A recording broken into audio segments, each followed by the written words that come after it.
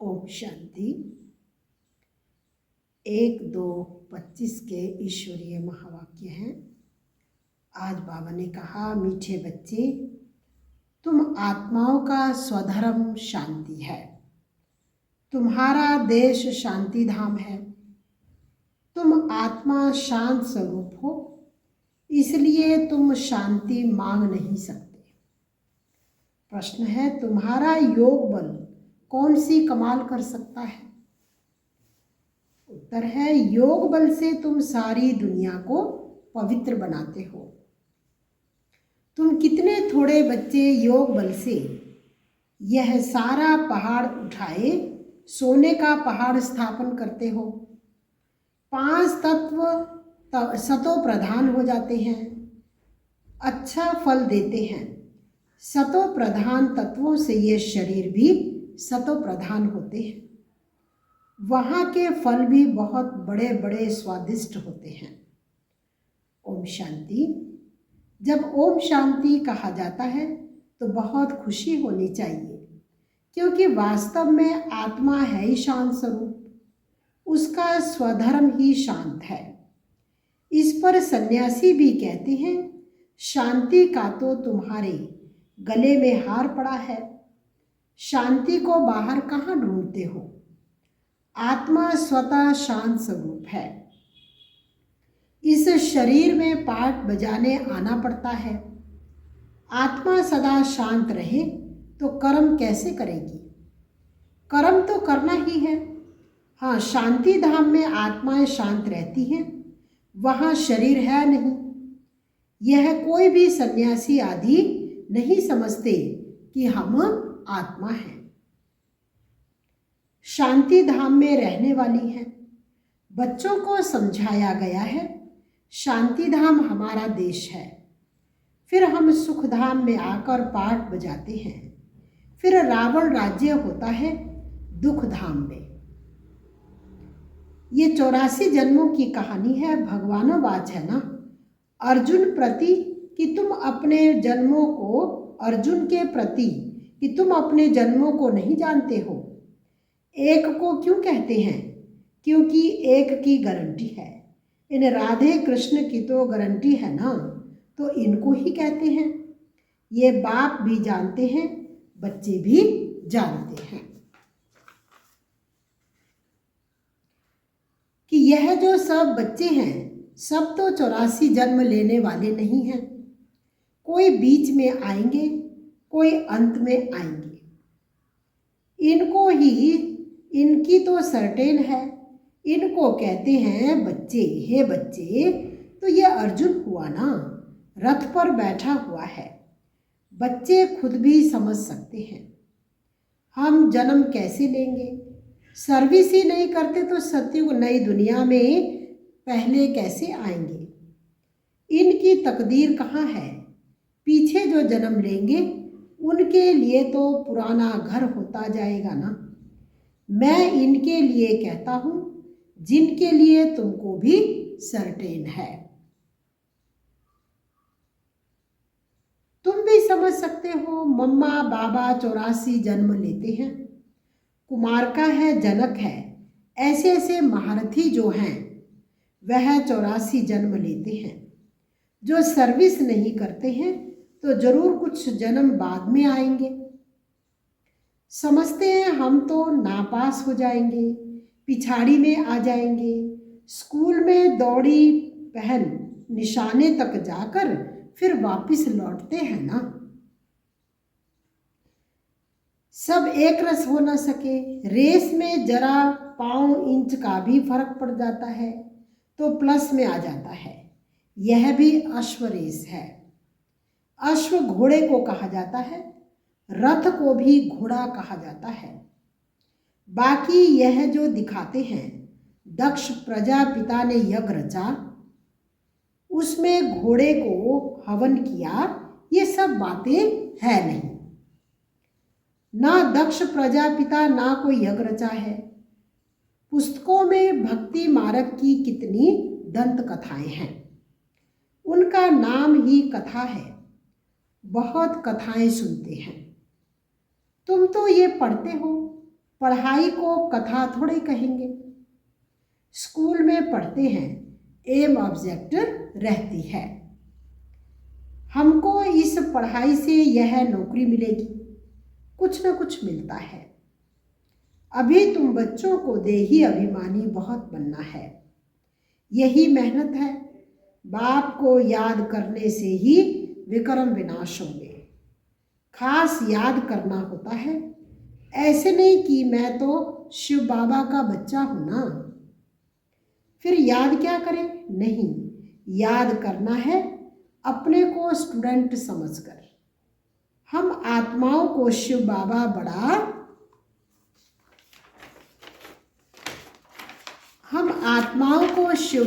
पढ़ा रहे हैं, यह भी भूल जाते हैं। शिव बाबा एक ही टीचर है जो सृष्टि के आदि मध्य अंत का राज सुनाते हैं, यह भी याद नहीं रहता है। हर एक बच्चे को अपने दिल से पूछना है कि कितना समय बाप की याद ठहरती है। जास्ती टाइम तो बाहर मुक्ता में ही जाता है, ये याद ही मुख्य है। इस भारत के योग की ही बहुत महिमा है, परंतु योग कौन सिखलाते हैं ये किसको पता नहीं है। गीता में श्री कृष्ण का नाम डाल दिया है। अब श्री कृष्ण को याद करने से तो एक भी पाप नहीं कटेगा, क्योंकि वह तो शरीरधारी है, 5 तत्वों का बना हुआ है। उनको याद किया तो गोया मिट्टी को याद किया, 5 तत्वों को याद किया। शिव बाबा तो अशरीरी है, इसलिए कहते हैं अशरीरी बनो, मुझ बाप को याद करो। कहते भी हो हे पतित पावन, वह तो एक हुआ ना। युक्ति से पूछना चाहिए, गीता का भगवान कौन। भगवान रचयिता तो एक ही होता है। या तो कहेंगे तत्व तुम, या कहेंगे ईश्वर सर्वव्यापी है। हम भी भगवान, तुम भी भगवान, जिधर देखता हूँ तू ही तू है। पत्थर में भी तू ऐसे कह देते। तुम हमारे बच्चे हो ये कह नहीं सकते, ये तो बाप ही कहते हैं। हे मेरे लाडले रूहानी बच्चों, ऐसे और कोई कह ना सके। मुसलमान को अगर कोई कहे मेरे लाडले बच्चों तो थप्पड़ मार दे। यह एक ही पारलौकिक बाप कह सकते हैं, और कोई सृष्टि के आदि मध्य अंत का ज्ञान दे न सके। 84 के सीढ़ी का राज कोई समझा न सके, सिवाय निराकार बाप के। उनका असली नाम है ही शिव, यह तो मनुष्यों ने अथाह नाम रख दिए हैं। अनेक भाषाएं हैं तो अपनी अपनी भाषा में नाम रख देते हैं। जैसे बॉम्बे को बबुलनाथ कहते हैं, परंतु वह अर्थ थोड़े समझते हैं। बॉम्बे में बबुलनाथ है मंदिर, तो बाबा कहते हैं अर्थ थोड़े समझते हैं। तुम समझते हो कांटों को फूल बनाने वाला है। भारत में शिव बाबा के हजारों नाम होंगे, अर्थ कुछ नहीं जानते। बाप बच्चों को ही समझाते हैं, उसमें भी माताओं को बाबा जास्ती आगे करते हैं। आजकल फीमेल्स का मान भी है, क्योंकि बाप आए हैं ना। बाप माताओं की महिमा ऊंच करते हैं। तुम शिव शक्ति से ना हो, तुम ही शिव बाबा को जानते हो। सच तो एक ही है, गाया भी जाता है, सच की बेड़ी हिले डुले डूबे नहीं। तो तुम सच्चे हो, नई दुनिया की स्थापना कर रहे हो। बाकी झूठी बेड़ियां सब खत्म हो जाएंगी। तुम भी कोई यहाँ राज्य करने वाले नहीं हो, तुम फिर दूसरे जन्म में आकर राज्य करेंगे। ये बड़ी गुप्त बातें हैं जो तुम ही जानते हो। ये बाबा ना मिला होता तो कुछ भी नहीं जानते। अभी जाना है। यह है युधिष्ठिर, युद्ध के मैदान में बच्चों को खड़ा करने वाला। यह नॉन वायलेंस अहिंसक, तुम हिंसा, आज मनुष्य हिंसा समझ लेते हैं मारा मारी को। बाप कहते हैं पहली मुख्य हिंसा तो काम कटारी की है, इसलिए काम महाशत्रु कहा है। इन पर ही विजय पानी है। मूल बात है पतित माना भिकारी, भिकारी कहा जाता है पतित बनने वाले को। लोभी को लोभी कहेंगे, देवताओं को निर्विकारी कहा जाता है। देवताएं निर्लोभी, निर्मोही, निर्विकारी हैं, वह कभी विकार में नहीं जाते। तुमको कहते हैं विकार बिगर कैसी दुनिया चलेगी। उन्हों को तो निर्विकारी मानते हो ना, वो अहिंसक दुनिया थी। द्वापर कलयुग है विशस दुनिया। खुद को विकारी, देवताओं को निर्विकारी कहते हो ना। तुम जानते हो हम भी विकारी थे, अब इन जैसा निर्विकारी बन रहे हैं। इन लक्ष्मी नारायण ने भी याद के बल से वह पदवी पाया है, फिर पा रहे हैं। हम ही देवी देवता थे, हमने कल्प पहले ऐसे राज्य पाया था जो गवाया, फिर हम पा रहे हैं। यही चिंतन बुद्धि में रहे तो खुशी रहेगी, परंतु माया ये स्मृति भुला देती है। बाबा जानते हैं तुम स्थायी याद में नहीं रह सकेंगे। तुम बच्चे अडोल बन याद करते रहो तो जल्दी कर्मातीत अवस्था को पाएंगे और आत्मा वापिस चली जाए। परंतु नहीं, पहले नंबर में तो ये जाने वाला है। फिर है शिव बाबा की बारात। शादी में माताएं मिट्टी के मटके में ज्योति जगाकर ले जाती है ना, ये निशानी है। शिव बाबा साजन तो सदा जागती ज्योत है, बाकी हमारी ज्योति जगाई है। यहाँ की बात फिर कहाँ भक्ति मार्ग में ले गए हैं।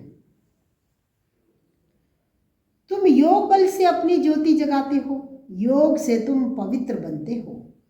ज्ञान से धन मिलता है, पढ़ाई को सोर्स ऑफ इनकम कहा जाता है। योग बल से तुम खास भारत और आम सारे विश्व को पवित्र बनाते हो।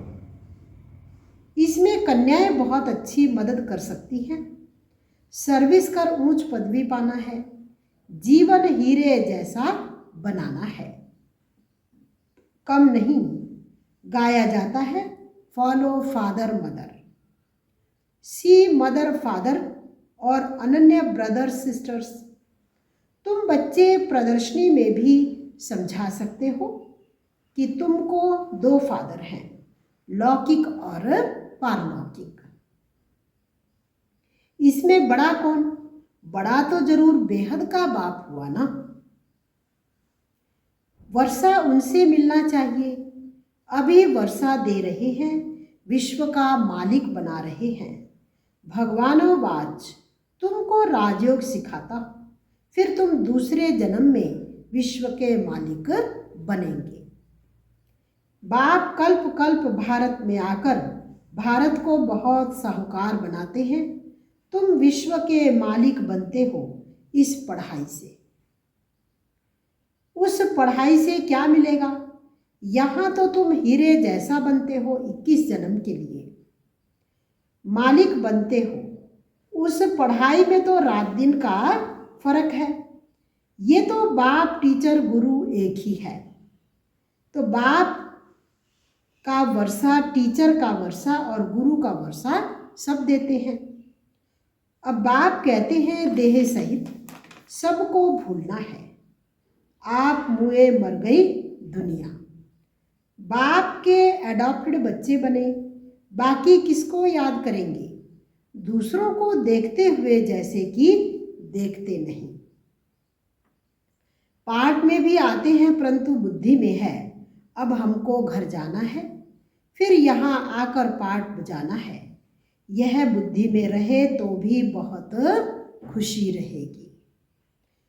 बच्चों को देहभान छोड़ देना चाहिए। ये पुरानी चीज यहाँ छोड़नी है, अब वापिस जाना है। नाटक पूरा होता है, पुरानी सृष्टि को आग लग रही है। अंधे की औलाद अंधे अज्ञान नींद में सोए पड़े हैं। मनुष्य तो समझेंगे ये सोया हुआ मनुष्य दिखाया है, परंतु ये अज्ञान नींद की बात है जिससे तुम जागते हो, जगाते भी हो। ज्ञान अर्थात दिन है सतयुग, अज्ञान अर्थात रात है कलयुग। ये बड़ी समझने की बातें हैं। कन्या शादी करती है तो माता पिता सास ससुर आदि भी याद आएगा, उनको भूलना पड़े। ऐसे भी युगल हैं जो सन्यासियों को दिखाते हैं हम युगल बनकर कभी विकार में नहीं जाते हैं, ज्ञान तलवार बीच में है। बाप का फरमान है पवित्र रहना है। देखो रमेश उषा है, कभी भी पतित नहीं बने हैं। ये डर है अगर हम पतित बने तो 21 जन्मों की राजाई खत्म हो जाएगी, देवाला मार देंगे। ऐसे कोई कोई फेल हो पड़ते हैं। गंधर्वी विवाह का नाम तो है ना। तुम जानते हो पवित्र रहने से पदवी बहुत ऊंच मिलेगी। एक जन्म के लिए पवित्र बनना है। योग बल से कर्म इंद्रियों पर भी कंट्रोल आ जाता है। योग बल से तुम सारी दुनिया को पवित्र बनाते हो। तुम कितने थोड़े बच्चे योग बल से ये सारा पहाड़ उठाए सोने का पहाड़ स्थापन करते हो। मनुष्य थोड़े समझते हैं, वह तो गोवर्धन पर्वत पिछाड़ी परिक्रमा देते रहते हैं। ये तो बाप ही आकर सारी दुनिया को गोल्डनेस बनाते हैं। ऐसे नहीं कि हिमालय कोई सोने का हो जाएगा, वहाँ तो सोने की खानियाँ भरपूर हो जाएंगी। 5 तत्व सतो प्रधान हैं, फल भी अच्छा देते हैं। सतो प्रधान तत्वों से ये शरीर भी सतो प्रधान होते हैं। वहाँ के फल भी बहुत बड़े बड़े स्वादिष्ट होते हैं। नाम ही है स्वर्ग। तो अपने को आत्मा समझ बाप को याद करने से ही विकार छूटेंगे। देह अभिमान आने से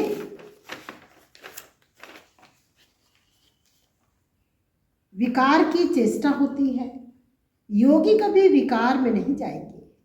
ज्ञान बल तो है परंतु योग नहीं होगा तो गिर पड़ेगा। जैसे पूछा जाता है पुरुषार्थ बड़ा या प्रारब्ध, तो कहते हैं पुरुषार्थ बड़ा। वैसे इसमें कहेंगे योग बड़ा। योग से ही पतित से पावन बनते हैं।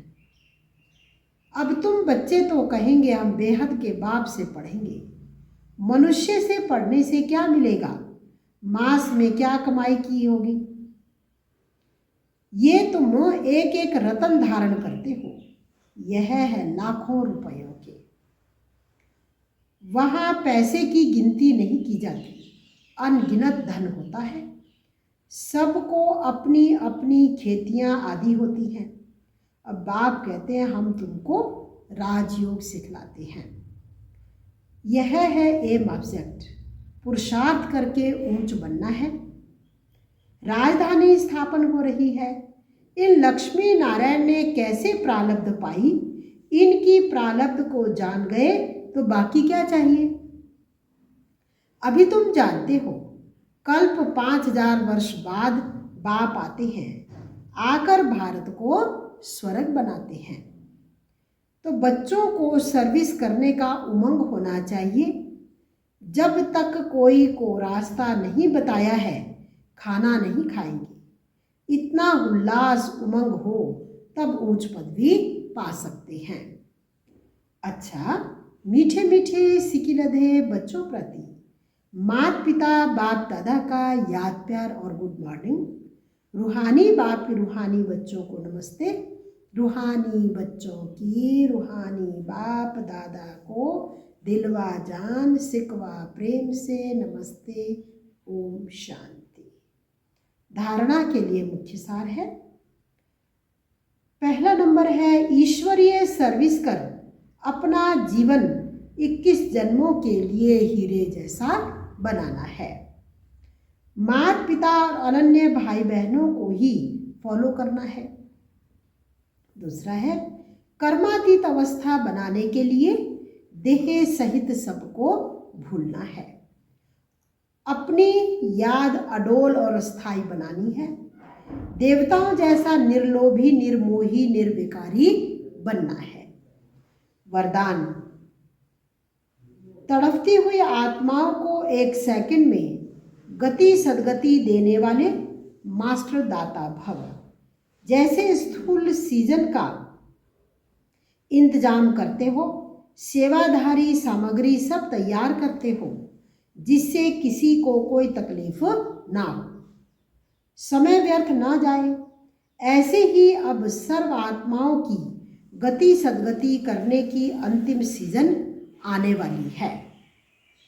तड़पती हुई आत्माओं को क्यू में खड़ा करने का कष्ट नहीं देना है। आते जाएं और लेते जाएं, इसके लिए एवर रेडी बनो। पुरुषार्थी जीवन में रहने से ऊपर अब दातापन की स्थिति में रहो। हर संकल्प, हर सेकंड में मास्टर दाता बन करके चलो। स्लोगन है, हजूर को बुद्धि में हाजिर रखो तो सर्व प्राप्तियां जी हजूर करेंगी। अव्यक्त इशारे हैं, एकांत प्रिय बनो, एकता और एकाग्रता को अपनाओ। एकता के साथ एकांत प्रिय बनना है। एकांत प्रिय वह होगा जिसका अनेक तरफ से बुद्धि योग टूटा हुआ होगा और एक का ही प्रिय होगा। एक प्रिय होने कारण एक की ही याद में रह सकता है। एकांत प्रिय अर्थात एक के सिवाय दूसरा न कोई। सर्व संबंध, सर्व रसनाएं एक से लेने वाला ही एकांत प्रिय हो सकता है। अच्छा, ओम शांति। आज का सार था, मीठे बच्चे, तुम आत्माओं का स्वधर्म शांति है। तुम्हारा देश शांति धाम है। तुम आत्मा शांत स्वरूप हो, इसलिए तुम शांति मांग नहीं सकते। ओम शांति।